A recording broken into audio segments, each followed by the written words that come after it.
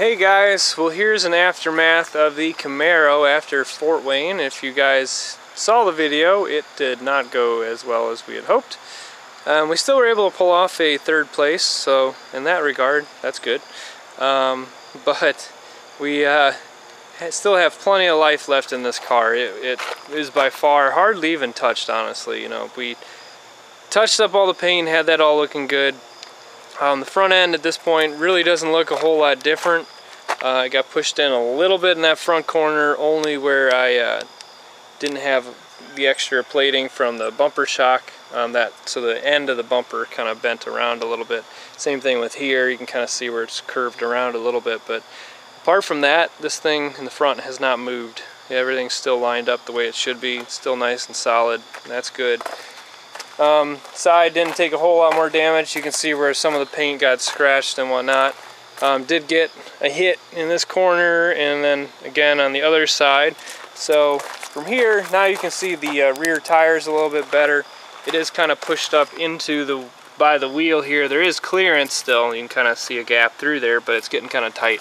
So obviously we're going to drive that all in, make that tight on both sides. We had the wire across the back, drawing it all tight. This is clearly all nice and loose now, again even in the middle.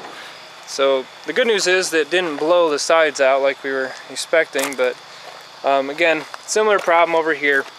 Here it actually is kind of rubbing, so we're gonna have to get a pry bar in here before we can go ahead and actually get this thing off the trailer. But again, just kind of got pushed in. The back got pushed in, mostly straight, unfortunately, not exactly how we were hoping it would bend.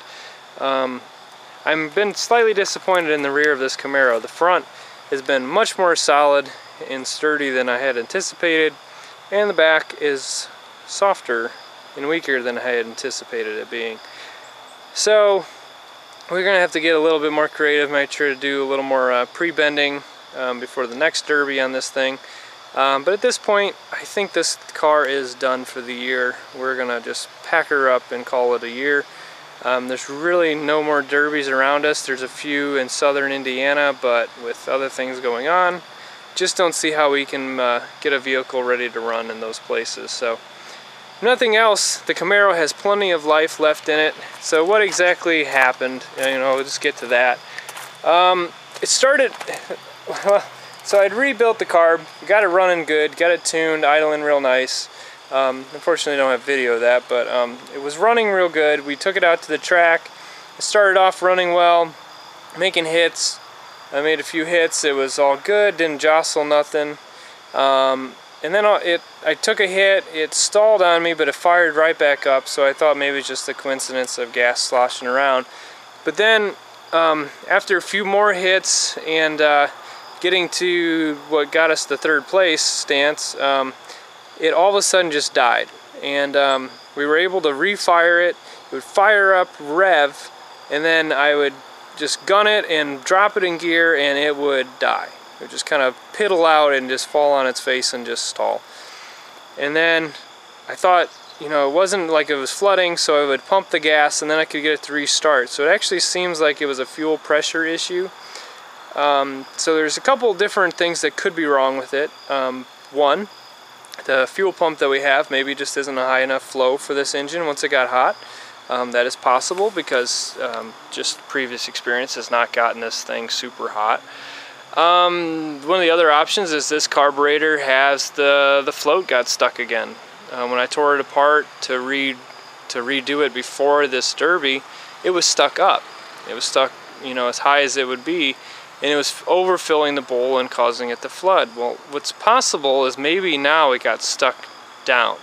So it wasn't allowing enough fuel into the carburetor because the accelerator pump was clearly working and the fuel pump was still working because it did start, rev up and run as it should. However, it just had nothing when I would gun it and try to take off. And so the only other thing possible as well would be vapor lock. That's simply, for anybody that doesn't know what that is, it's where your fuel turns to vapor in the lines up to your carburetor or fuel injectors or whatever before it actually gets into the point where it's injected into the cylinders. And obviously that's no good and it's possible that something like that was happening. However, the way we have this fuel line ran is typical on how we've done it on all these vehicles that we've done for these years. I've got it a rubber line inside another rubber line, and even that's got different coating on the outside. So we may look into doing a little bit better coating as far as, you know, heat prevention of those fuel lines. If you guys have a product that has been tried and true for you, feel free to put a comment down below. I'd love to hear about what you guys are doing. Just as some other input, obviously, you know, we'll see what works best for us, but I'm looking forward to any advice you guys have. But if you guys see it, this car, it still has plenty of life left into it. It's obviously the sides are now getting pushed in and dented. Front's still nice and solid. Again, there's really no bending going on. It's just the bumper skin itself getting pushed back in the sides. So the front hasn't moved a bit.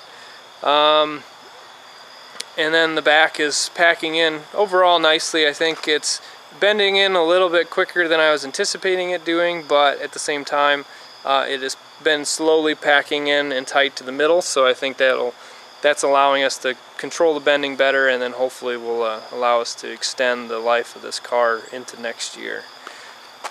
So some work to be done. Maybe we'll buy a new carburetor. Who knows? I've heard of guys replacing these, what is it? It's a Rochester Verijet inline 2-barrel carb. It's a rather unique carb the more I've read into them, but similar motor here has been put into Jeeps and different things, and they suggest going to a Weber carburetor, which is better equipped and set up for bouncing around, off-roading and those sorts of things. So we may upgrade to that, or just find a derby guy that has experience rebuilding this type of carb and just see what he can do for us, and maybe just rebuild this one. So we got some options. We'll play with it. We'll definitely get it sorted out and fixed up to run again next year, and that will definitely be resolved before it sees the track again. So there you go, guys. There's the aftermath. A lot of me talking, so sorry about that. Unfortunately, not a lot to show at the car. Yes, it hasn't changed a whole lot. But there you go, guys.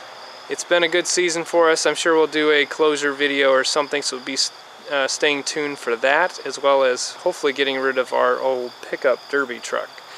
So until the next video, we'll talk to you later, guys.